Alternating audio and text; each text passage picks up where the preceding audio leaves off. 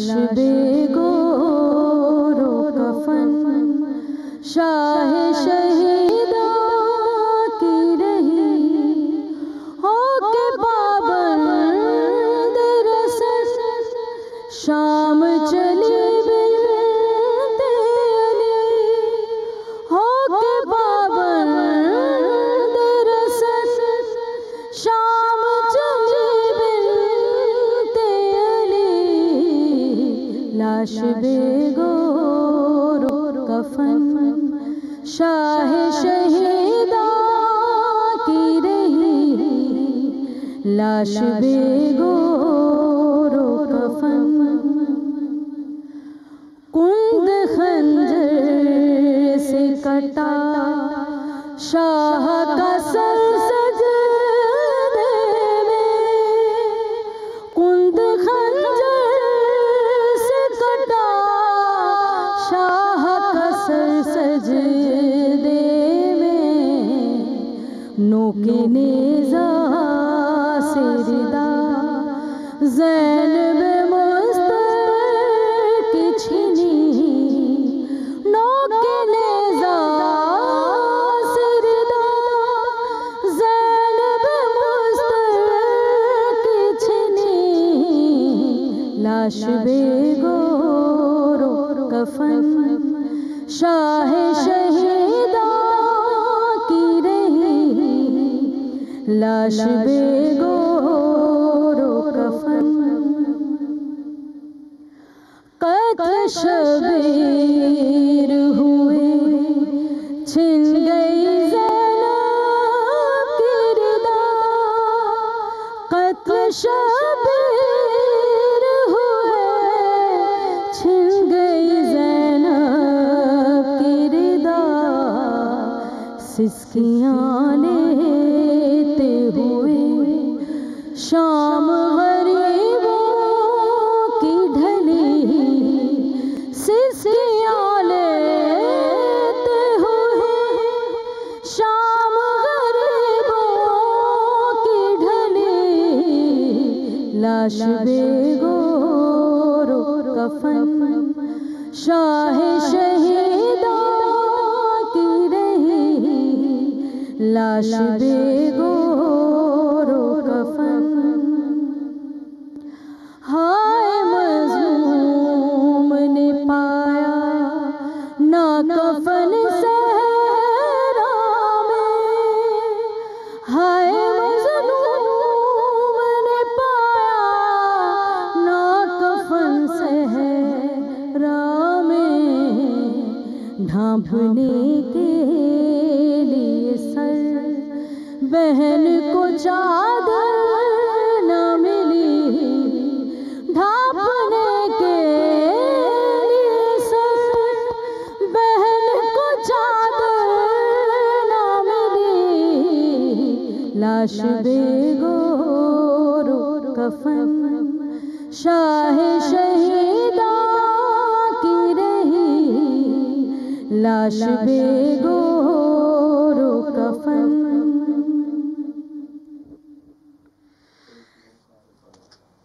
بسم اللہ الرحمن الرحیم السلام علیکم ورحمۃ اللہ وبرکاتہ اللہم صلی علی محمد وعلی محمد رب اشرح لی صدری ویسر لی امری واحلل عقدۃ من لسانی یفقہوا قولی آمین۔ خواتین حضرات آپ دیکھ رہے ہیں کتب آن لائن اور میں ہوں بلال کتب۔ جنگ جمل کے بعد امام علی سلام اللہ جو ہے وہ نماز سب کو پڑھا رہے تھے۔ اس میں بڑے پرانے صحابی تھے دو موجود، ایک عمران ابن حسیب تھے بزرگ تھے اور ایک مطرف ابن عبداللہ تھے۔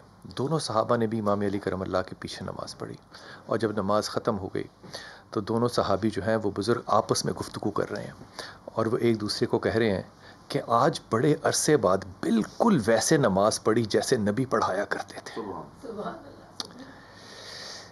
آج محرم میں شاید یہ بات یاد کرنے کی ہے اور یہ اپنے علماء سے بھی آج اور سارے محرم میں پوچھوں گا کہ یہ جن کو ہم اہل بیت کہتے ہیں، جن کو وارثین رسول پاک صلی اللہ علیہ وسلم کہتے ہیں، یہ صرف ممبر کے وارث نہیں ہیں۔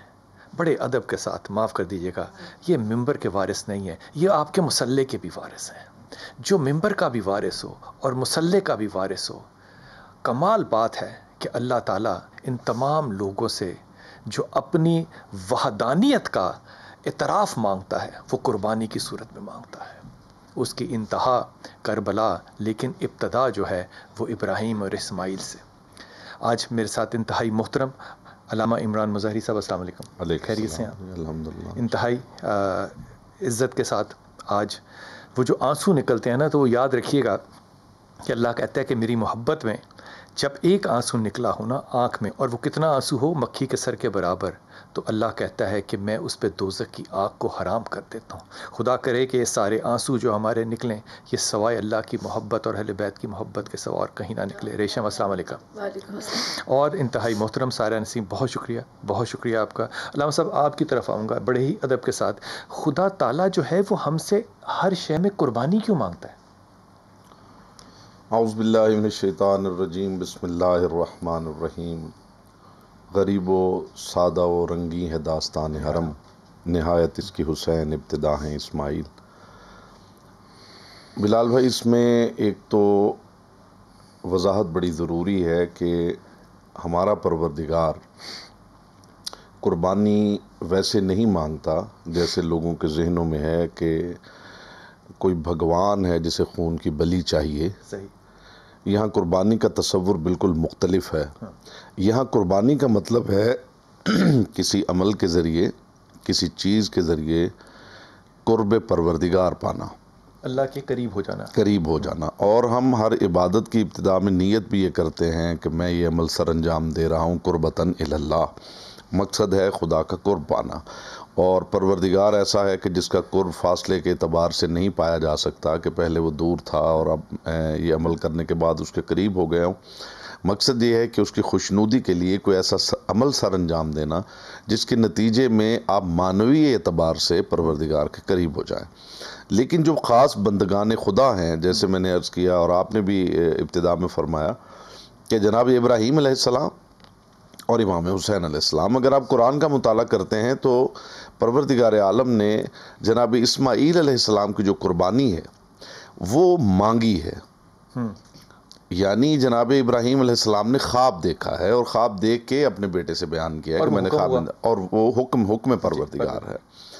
امام حسین علیہ السلام کی جو قربانی ہے وہ امام حسین علیہ السلام وقت، حالات، اس سچویشن، جن مسائل میں اسلام گھرا ہوا ہے، جن مسائل میں محمدیت گھری ہوئی ہے، لوگوں نے اس اسلام کے چہرے پہ اتنی گرد ڈال دی ہے کہ اس کی پہچان مشکل ہو چکی ہے. ایسے حالات میں فرزند رسول اپنے گھر کے بچوں کو، مستورات کو لے کے وہ شہر جو ان کے نانا کا شہر ہے، بلکہ مشہور ہی ان کی وجہ سے ہے، مدینۃ الرسول، جس کو مدینہ کہا ہی اس لیے جاتا ہے کہ وہ مدینۃ الرسول ہے. صاحب اس بات پہ بڑی حیرت نہیں ہوتی کہ وہ جو ام سلمہ کو مٹی لا کے نبی پاک صلی اللہ علیہ وسلم نے دی، اور نبی پاک کی ہر وہ ادا جو ہے، چاہے وہ وضو کی ہو، چاہے وضو کا قطرہ، وہ ہمارے تک محفوظ ہے.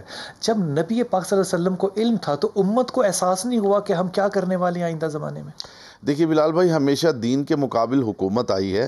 حکومت جسے بھی حاصل ہوتی ہے وہ اپنے اس جاہ و حشم میں اور اس عیش و عشرت میں اتنا گم ہوتا ہے کہ وہ اسے کھونا نہیں چاہتا. وہ تخت و تاج، وہ آسائشیں، وہ ساری چیزیں جو ہیں وہ کسی صورت بھی انہیں کھونا نہیں چاہتا، اور وہ سب کچھ جانتا ہے. آج بھی حالات یہی ہیں، کل بھی یہی تھے، ماضی میں بھی، اور بہت زیادہ پیچھے ماضی میں چلے جائیں تو بھی حالات یہی تھے. لیکن ایک فرق بہت بڑا ہے حضرت، آپ کی اجازت کے ساتھ میں غلط ہوں تو مجھے آپ نے درست کرنا ہے. ایک بہت بڑا فرق ہے حضرت ابراہیم علیہ السلام، اسماعیل علیہ السلام کی قربانی میں اور کربلا کی قربانی میں. سبق ہی مختلف ہے. حضرت ابراہیم جب اپنے بیٹے کو کہتے ہیں تو بیٹا ہے چھوٹی عمر کا. اب وہ چھوٹا بیٹا جو ہے وہ اپنے والد کو، دونوں نبی ہیں، وہ ان کو تسلی دے رہا ہے کہ ابا جان آپ چھری چلا لیجئے مجھ پہ، اللہ کا یہ حکم ہے. نبی وہ ہے تو وہ بھی نبی، لیکن دیکھیں ہو سکتا ہے کہ آپ کا دل بیٹے پہ چھری چلاتے ہوئے تھوڑا سا گھبرا جائے، تو آپ ایسا کیجئے کہ میرے گلے پہ چھری نہ چلائیں، مجھے الٹا کر کے لٹا دیں. ایسا ہے قرآن میں بھی ہے کہ طلّہ للجبین، پیشانی الٹا کر کے لٹانے، اور اپنی آنکھوں پہ پٹی باندھ لیں. آپ کے دل میں میرے لیے، بیٹے کے لیے کوئی نرمی نہ آ جائے. لیکن جب میں شہادت امام حسین دیکھتا ہوں تو میں امام علی اصغر کو دیکھتا ہوں، میں امام اکبر کو دیکھتا ہوں. یہ وہ شہادتیں ہیں جو بیبیوں کے سامنے بھی ہوتے ہیں، امام کے سامنے بھی ہوتی ہیں. لیکن یہ صرف شہادت نہیں ہے، وہ جو جذبہ ہے نا شہادت کا، لاشوں کو اٹھانا جا کے یہ کو خدا کی طرف سے ہو بات تو جذبہ آتا ہے، باپ اپنے بیٹے کی لاش کو کیسے اٹھا سکتا ہے؟ اس سارے ماحول میں محرم میں دل کی کیفیت کیوں بدل جاتی ہے؟ بدلتی تو ہے نا؟ جی بلال بھائی، جو قربانیاں اہل بیت نے دی ہیں، میں زندگی میں نے بہت کچھ کھویا، اپنے خونی رشتوں کو کھویا، مجھے لگتا تھا میرا غم بہت بڑا ہے، ماں باپ چلے گئے، باپ نہیں دیکھا، جب بھی بھائی کی ڈیتھ ہوئی تو صرف ایک بات ہی مجھے حوصلہ دیتی تھی، وہ بات یہ تھی کہ جب بھی میں واقعہ کربلا کے بارے میں سوچتی تھی، غم حسین کے بارے میں سوچتی تھی، تو مجھے اپنا غم چھوٹا لگتا تھا، پھر غم نہیں لگتا تھا۔ تو یہ کہا بھی گیا کہ آپ کو جب اپنا غم بہت بڑا لگنے لگے تو ہمیشہ غم حسین کے بارے میں سوچیں آپ۔ اور ان کی محبت ایک ایسی طاقت ہے کہ دل یوں مہکتا ہے بلال بھائی، جیسے دور سے کسی پھول کی خوشبو نہیں آتی، محسوس ہو جاتی ہے آپ کو۔ سچ کہہ رہی۔ مطلب نبی پاک صلی اللہ علیہ وآلہ وسلم سے جڑے یہ پیارے رشتے، یہ پیارے، مزید ان کا احترام، ان کے لیے پیار اتنا بڑھ جاتا ہے، کیونکہ ہمارے نبی پاک صلی اللہ علیہ وآلہ وسلم نے، وہ تو ان کے لیے ان کے جگر کے ٹکڑے تھے، یہ ان پہ جان چھڑکتے تھے، یہ میرے بیٹے ہیں، یہ میرے بیٹے ہیں، میرے بیٹے ہیں۔ کہ جب امام حسین سرکار میرے خیال میں جب ان کی وہ سجدے میں تھے اور کندھوں پر وہ تھے، تو حکم ہوا کہ سجدہ لمبا کرو۔ اور اس میں ایک جملہ شامل کروں، صحابہ نے سر اٹھا اٹھا کے دیکھا اور بچوں کو اٹھانے کی کوشش کی، رسول پاک صلی اللہ علیہ وسلم نے سجدے میں منع کیا کہ بچوں کو کھیلنے دو، لیکن میرے پاس یہ جرت علم اور اخلاق نہیں ہے کہ میں کہہ سکوں کہ جب خیال حسین آئے تو نماز قبول ہوتی ہے۔ بے شک بے شک، یہ کہنا غلط تو نہیں ہے؟ جی اس میں کوئی شک نہیں ہے جی۔ ہمارے زندگی کے پتہ نہیں کتنے خیالات ہماری نماز کے اندر آتے ہیں، تو ہماری نماز کو کچھ نہیں ہوتا، اتنا پاکیزہ خیال آئے گا تو نماز کو کیا ہوگا؟ یا بلال بھائی ایک بات میں آگے، آپ نے آنسو کی بات کی ہے، رسول اکرم صلی اللہ علیہ وآلہ وسلم کا ایک فرمان ہے کہ اے حسین تو مومن کی آنکھ کا آنسو ہے، حسین تو مومن کی آنکھ کا آنسو ہے۔ اور یہ جو آنسو ہے، یہ آپ اس کو اگر دیکھیں تو یہ ایک معجزہ ہے۔ اب آپ کہیں گے معجزہ کیسے ہے؟ معجزہ یوں ہے کہ ہر انسان فطری اعتبار سے، نفسیاتی اعتبار سے غم سے دور جانا چاہتا ہے، وہ خوشی کو پسند کرتا ہے، وہ خوشی کی طرف بھاگتا ہے، غم سے بھاگتا ہے، خوشی کی طرف بھاگتا ہے۔ یہ واحد غم ہے کہ جس کے لیے لوگ رونے کے لیے پیسے خرچ کر رہے ہیں، غم کی طرف جا رہے ہیں، غم کی طرف جو ہے وہ جا رہے ہیں۔ پھر ہر غم جو ہے وہ ایک مصیبت ہے، یہ واحد غم ہے کہ رونے کے بعد رونے والا بارگاہ پروردگار میں شکر ادا کر رہا ہے کہ پروردگار تیرا شکر ہے کہ فرزند رسول پر رونے کی مجھے توفیق حاصل ہوئی۔ کیا بات ہے، کیا بات ہے۔ اور اس آنسو کا یہ بھی کمال ہے کہ کربلا واحد ایسا امر ہے جو ایک ہی وقت میں درد بھی ہے اور دوا بھی ہے۔ کیا بات ہے، وقفہ لوں گا واپس آؤں گا، کیا خوبصورت بات کی ہے، درد بھی ہے اور دعا بھی ہے، کیا بات ہے۔ لیکن یہ بات جو ہے نا، یہ اپنے بچوں کو نا تبلیغ کیجئے، یہ میں بات بڑی ذمہ داری سے کہہ رہا ہوں، اپنے بچوں کو محرم میں یہ بات تبلیغ کریں اور ان کو یہ دعا سکھائیں کہ اللہ غم حسین کے سوا کوئی غم نہ دے۔ یہ اتنی بڑی دعا ہے، اتنی بڑی دعا ہے، لیکن اس میں صرف گلا نہیں چاہیے، اس کے لیے آپ کو خون جگر کے ساتھ اپنے ایمان کی وہ کیفیت چاہیے جو عشق حسین سے گزرتی ہوئی، وہ جو تبع رسول پاک صلی اللہ علیہ وسلم ہے، وہاں تک کا سفر کیجئے۔ وقفہ لیجئے، واپس آتے ہیں۔ ارمان ریا، ارمان ریا، کیوں باد حسین جہان ریا، ارمان ریا، ارمان ریا، کیوں باد حسین جہان ریا، مظلوم دا صدقہ صلی علی ایمان ریا، قرآن ریا، مظلوم دا صدقہ صلی علی ایمان ریا، قرآن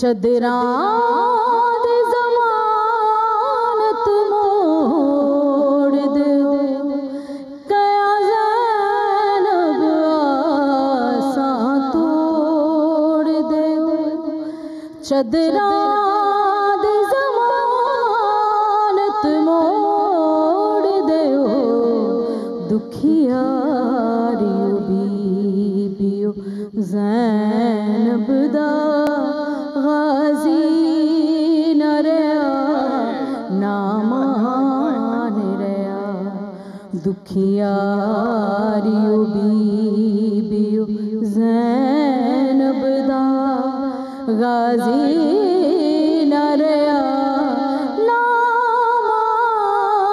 رہا ارمان رہا ارمان رہا کیوں باد حسین جہان رہا فرمایا نو زینب نے نہیں بھولنے میرے صدمے فرمایا نو زینب نے نہیں بھولنے میرے صدمے افسوس کی بھوکیاں پیاسیاں دا دو کڑیاں تو مہمان رہا افسوس کی بھوکیاں پیاسیاں دا دو کڑیاں تو مہمان رہا ارمان رہا ارمان رہا کیوں باد حسین جہان رہا مظلوم دا صدقہ صلی علی ایمان رہا قرآن رہا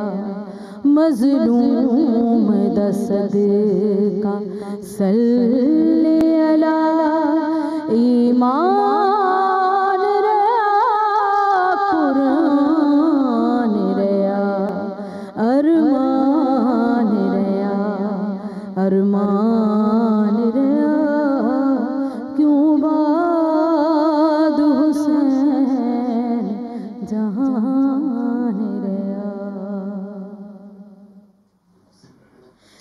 کیا خوبصورت مصرع ہے، کیوں بعد حسین جہان رہا.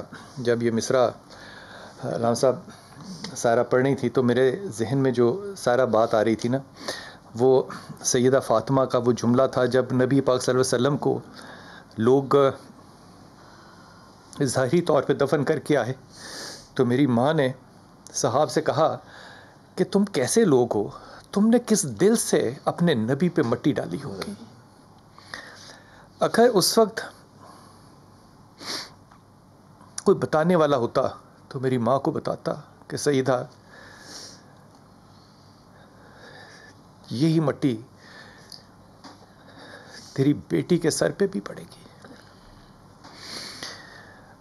یہ جو تکلیف ہے، یہ خاندان رسالت ایک طرف، لیکن عمران بھائی اس میں بہت بڑی جو مجھے تکلیف ذاتی طور پہ کہ امام نے جو سفر شروع کیا مکہ سے اور کربلا تک کا، اس کے درمیان میں کوئی 70 سے زیادہ ایسے مقام ہیں جہاں پہ آپ نے قیام کیا، اور وہ قیام سے مراد ہے کہ آپ نے وہاں لوگوں کو تبلیغ کی. اب میرے دل کا دکھ سنیے گا، ریشم ہدیہ کر رہا ہوں یہ بات، میرے دل کا دکھ ہے. آپ نے لوگوں کو بتایا میں حسین ہوں، میں نبی کا نواسا ہوں. لوگوں کو بتایا نا کہ میں ہوں نواسا.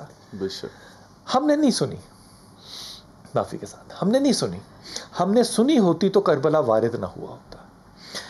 آج بھی ہم نبی کی بات کو اپنے مزاج کے مطابق ہی سننا چاہتے ہیں. مزاج تو ہمارے بھی نہیں بدلے نا. ہم تو معافی کے ساتھ کوفی کہہ دیتے ہیں، جیسے کہ یہ اپنے ایک بیان سے بدل کے ہم خود بہت بڑے ویسے ہی لوگ ہیں.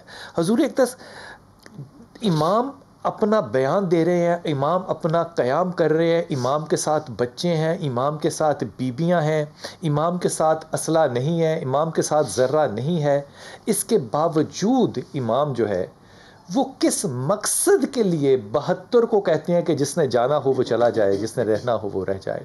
کیوں کہتے ہیں؟ وہ کیا حاصل کرنا ہے میرے امام نے اس سارے واقعے سے؟ دیکھیے بلال بھائی، کوئی بھی انسان، ایک باشعور انسان، آپ ذرا ان حالات کو دیکھیے کہ جو وقت کا حکمران ہے، جو فاسق و فاجر ہے، وہ مسلمانوں سے کہتا ہے کہ میری بیعت کریں.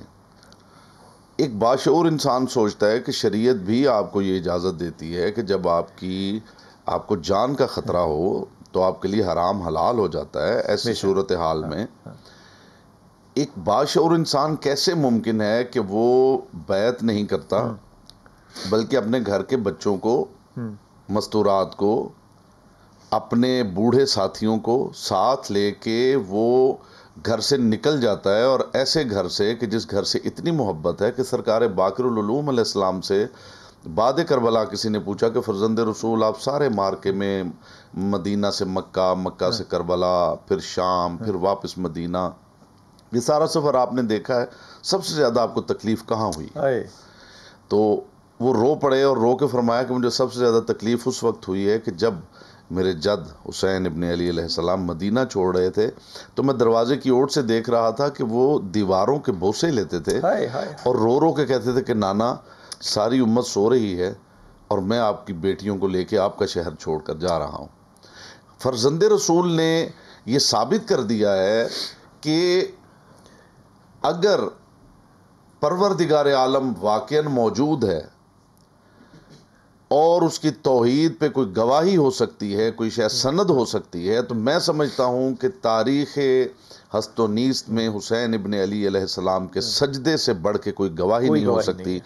اس کی وجہ یہ ہے کہ اگر پروردگار ہے، اگر وہ واحد و یکتا ہے، اور اگر اس کا دین سچا ہے، تو پھر امام حسین علیہ السلام نے میدان کربلا میں جو سر سجدے میں رکھا ہے، اور علی اکبر جیسا شہزادہ دینے کے بعد، علی اصغر جیسا ششماہا دینے کے بعد، اتنے اطمینان سے سر اقدس جو ہے زمین پہ رکھا ہے کہ اس پیشانی کے زمین پہ آنے سے میں سمجھتا ہوں کہ لوح محفوظ پہ یہ ثبت ہو گیا ہے کہ لا الہ الا اللہ.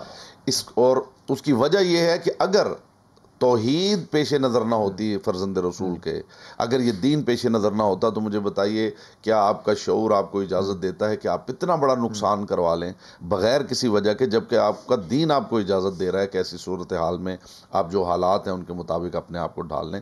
فرزند رسول کا یہ کرنا. اور یہاں ایک اور بات میں بلال بھائی، بڑی اہم بات ہے، لوگ یہ سمجھتے ہیں کہ فوج یزید نے امام حسین علیہ السلام کو مدینہ سے نکال کے مکہ سے اور سارا گھیر کے انہوں نے کربلا میں مارا ہے، جبکہ ریالٹی یہ ہے کہ حسین علیہ السلام یہ جانتے تھے کہ اگر وہ مدینہ میں رہتے تو وہ مدینہ میں انہیں مار دیا جاتا. مکہ میں جب حج کے احرام انہوں نے باندھے ہیں تو حاجیوں کی صورت میں قاتل جو تھے وہاں پہ موجود تھے، انہیں وہاں پہ مار دیا جاتا. خون بہانا حرام ہے. امیر المومنین کو مار دیا گیا، حسن مجتبیٰ علیہ السلام کو زہر دے دیا گیا، کسی کو پتہ نہ چل سکا کہ کون تھا اور کس نے بھیجا اور کیا ہوا. حسین علیہ السلام کو اگر مدینہ میں مار دیا جاتا قاتل چھپ جاتا، مکہ میں مار دیا جاتا قاتل چھپ جاتا، راستے میں کہیں مار دیا جاتا قاتل کا پتہ نہ چلتا. میں یہ سمجھتا ہوں کہ فوج یزید نے حسین علیہ السلام کو کربلا میں گھیر کے نہیں مارا، بلکہ فرزند رسول نے اپنی حکمت و دانائی سے فوج یزید کو کربلا میں گھیر کے مار دیا ہے. کیا بات ہے. ہمیشہ کہ آپ کوئی مکر نہیں سکتا کہ حسین ابن علی کا قاتل. کیا بات ہے، کیا بات ہے، کیا خوبصورت بات کی ہے. ریشم، آپ سے میں نے سننا ہے تحت اللفظ کلام، آپ وہ تیار کر لیں، لیکن اس کے درمیان ایک ہدیہ کرنا ہے میں نے آپ سے حضور اقدس. وہ جو آپ نے کہا نا کہ صحابہ میں سے بزرگ صحابی بھی تھے، تو وہ حبیب ابن مظاہر جو ہیں وہ بڑے بزرگ تھے، اور رسول پاک صلی اللہ علیہ وسلم کے ساتھ ان کا وقت گزرا ظاہر ہے.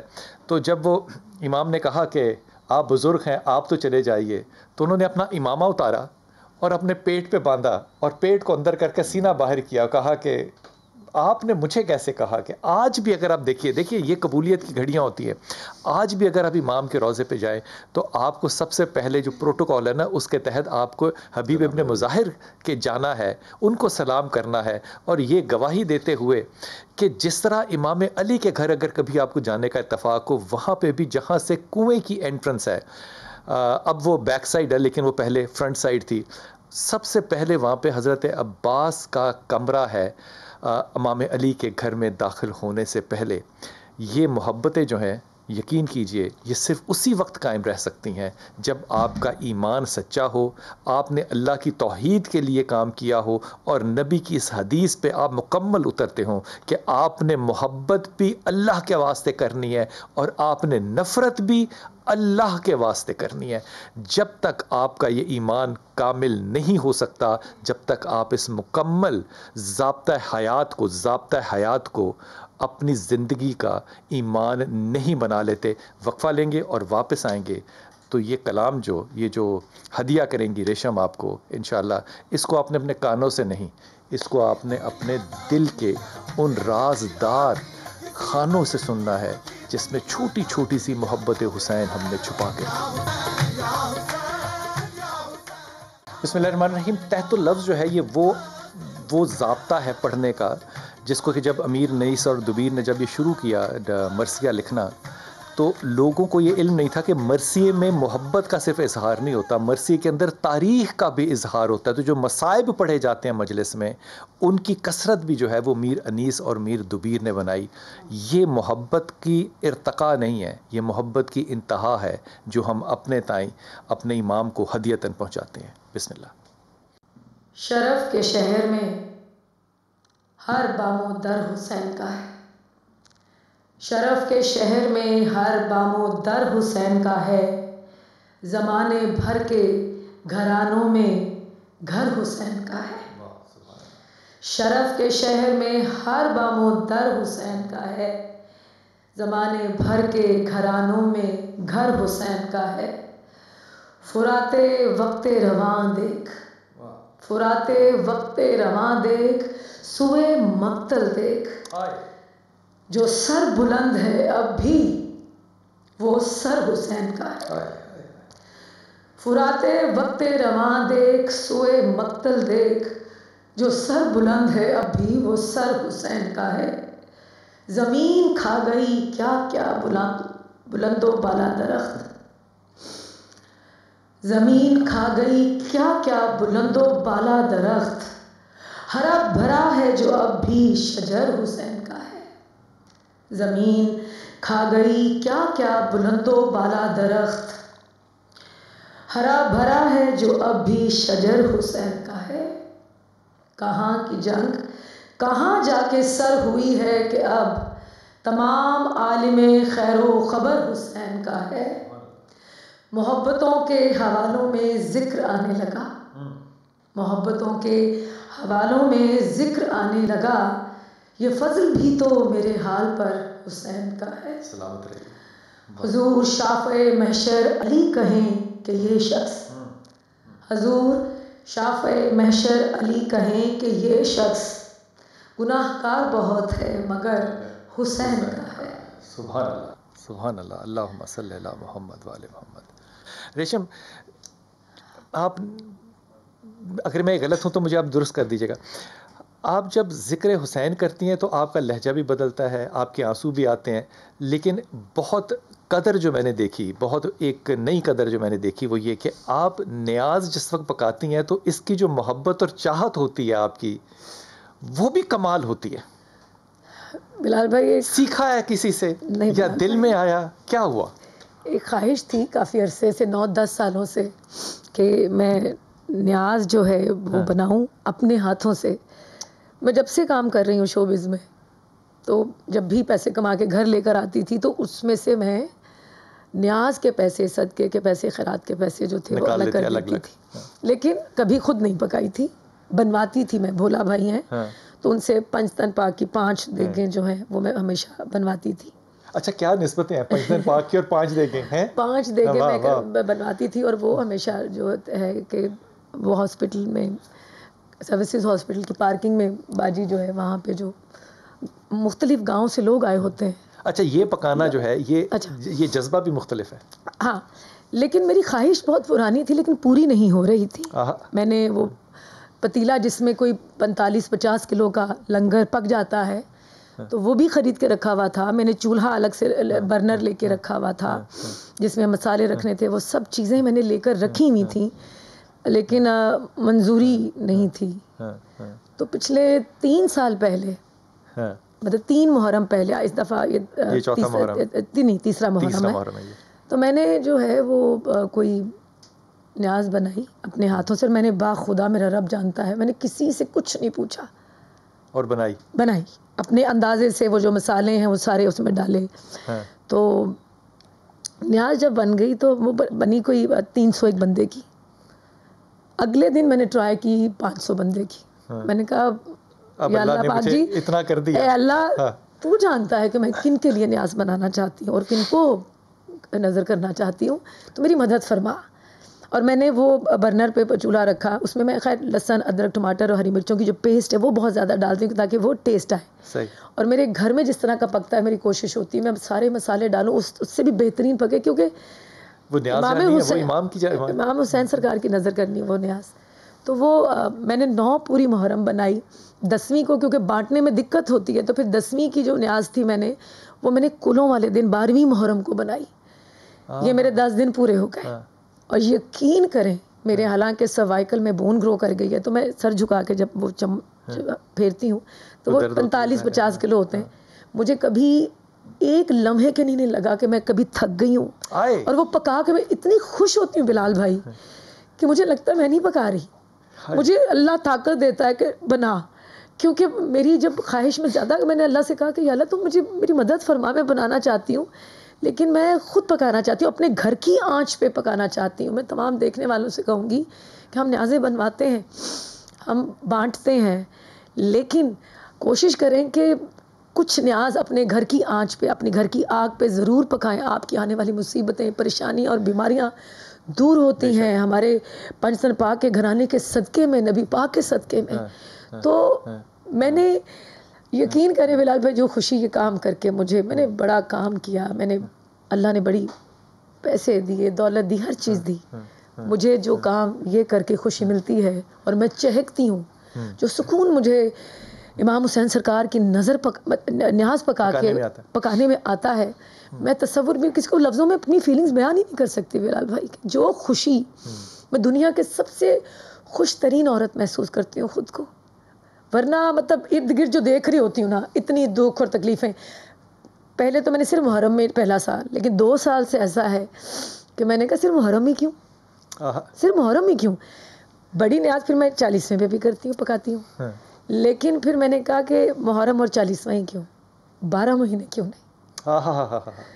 تو وہ نیاز جو ہے اب میں ساری کی ساری خود پکاتی ہوں اور وہ الحمدللہ مجھے یقین نہیں آتا کہ 500-600 بندے میں آرام سے تقسیم ہو جاتی ہے.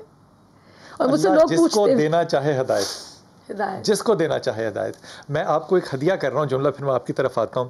اور یہ جملہ جو ہے نا یہ میرے گھر کے تمام وہ زندگی جو میں نے اپنی ماں کی اپنی ہوش میں دیکھی ہے کہ وہ کٹر اہل سنت خاندان سے لیکن اس نے نیاز پکانے میں کبھی وضو کی حالت سے باہر نہیں ہوئی اور کبھی جوتا نہیں پہنا.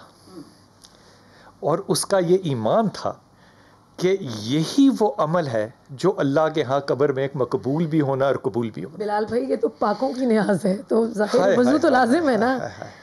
جوتا پہن کے تو پکا ہی نہیں آپ پہن کے بنا ہی نہیں سکتے ان کی نیاز. کیا بات. آپ کو اسی عقیدت اسی احترام کے ساتھ بنانی پڑتی ہے کیونکہ دیکھیں بھی تو آپ نیاز بھی تو کن کے لیے بنا رہے ہیں. یہ بات جو ہے نا ریشم یہ اللہ جس کے دل پہ ڈالے کہ جنہوں نے اپنے نانا کی نماز بچائی جنہوں نے تلوار پہ ان کا سر رکھا گیا اور انہوں نے وہاں قرآن پڑھا مطلب بچایا کہ انہوں نے اپنا دین بچایا اپنے نانا کا انہوں نے اپنی نانا کی نماز بچائی جو کہ ہم بہت تھوڑی پڑھتے ہیں. ہمیں کوشش کرنی چاہیے کہ ہم 5 وقت کی نماز پڑھیں. اللہ تعالیٰ آپ کی اس دعا کو ہمیشہ آپ کے لیے اور ہم سب کے لیے قبول فرمائے. میں تو 2-3 نمازیں میں رب کو سجدہ کرتی ہوں یہ بھی دعا کرتی ہوں کہ یا اللہ تو مجھے 5 وقت کا نمازی بنا. آمین. آمین آمین. یہ قدیم ترین عبادت ہے، یہ قدیم ترین جی عبادت ہے. اور میں بڑے ادب کے ساتھ یہ بات آپ سے کہہ رہا ہوں، ادب کے ساتھ. میں ابھی آپ کی منقبت پہ نوحے کے اوپر آ رہا ہوں. یہ جو نماز ہے نا، یہ ہدیتاً کر رہا ہوں بات، یہ قدیم ترین عبادت ہے. حضرت آدم علیہ السلام سے لے کے حضور ایسا ہی ہے، یہ چلتی آ رہی. مختلف حیتیں اس کی تبدیل ہوتی رہی ہیں، مختلف ادوار میں مختلف حیت تبدیل ہوتی رہی ہے. لیکن ایسا کبھی نہیں ہو سکتا کہ اگر اس میں نماز آپ نے پڑھنی ہے تو آپ نے سجدے سے نماز شروع کر لینی ہے. ایسا کبھی نہیں ہو سکتا. یہ ایسا نہیں ہو سکتا کہ قبلہ آپ کے سامنے ہو تو آپ قبلے کی طرف پیٹ کر لیں اور نماز جو ہے وہ دوسری طرف پڑھنا شروع کر دیں. ایسا نہیں ہو سکتا. نماز اللہ نے فرض کی ہے، لیکن جو ترتیب نماز ہے وہ رسول پاک صلی اللہ علیہ وسلم نے دی ہے. ایسی ہی بات ہے. اس لیے اس بات کو ذہن میں ہمیشہ رکھیے گا کہ جب ترتیب نماز آنی ہوتی ہے تو تب رسول پاک صلی اللہ علیہ وسلم کی ہی وہ ترتیب ہے. اور یہ بات میں ادباً کہہ رہا ہوں کہ نماز ہے اللہ کی، لیکن جب قبلے کا رخ پھیرنا تھا تو اللہ قرآن میں کہہ رہا ہے کہ اے نبی، میں تیری آنکھوں کو اٹھتا دیکھ رہا ہوں، مجھے پتہ ہے تیرا دل کیا کہہ رہا ہے کہ تو کس طرف پلٹنا چاہتا ہے. میں نے اس طرف پلٹ دیا اور نماز قائم رہی، نماز ٹوٹی نہیں. اللہ کی نماز ہے لیکن قائم اس کو محمد صلی اللہ علیہ وسلم نے کیا. بسم اللہ. میرے منزلات پہ شیعہ شیر دیا، میرے منزلات پہ شیعہ شیر دیا، نیزے